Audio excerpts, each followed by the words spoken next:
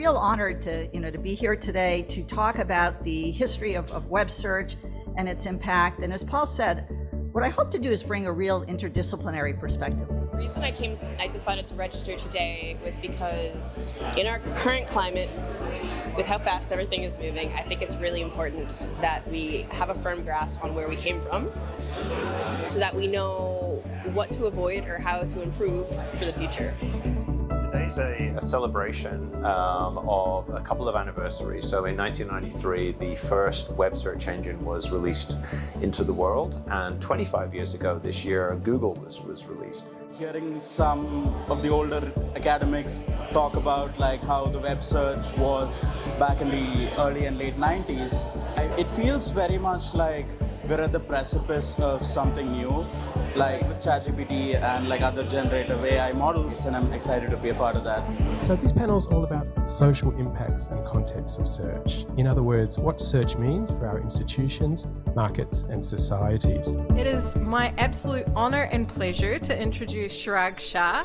So I care about all of those situations, including of course search, but all of those situations where people are either actively or inactively looking for information, or not even looking for information, but they could use information. The first panel that I'm chairing today was really looking backwards, looking at the history of search and what the web search revolution was all about. The second panel is the flip of that. It's looking forward and saying, imagine what the world is going to be like in 2050. Where is search going to take us next? One of the panels, we had a question where someone asked whether the start of web search was the end of enlightenment. So I thought, well, okay, that panel's working quite well. I think we do have enlightenment still. It's just not coming from the people who call themselves experts. It's coming from the people who are genuinely experts. This last panel just before this, which was a look back into information retrieval, was really interesting. So many aha moments for me. One of the interesting things about revolutions is revolutions often rebel against something, but then often there are things that happen post-revolution that wasn't really planned. AI comes along, we may no longer really actually search and click on web pages that we get, but we might get a summary from an intermediary in the middle that removes us one step further from the actual information. And of course that creates all sorts of problems along the way as well. Real harms happening right now, real opportunities happening right now.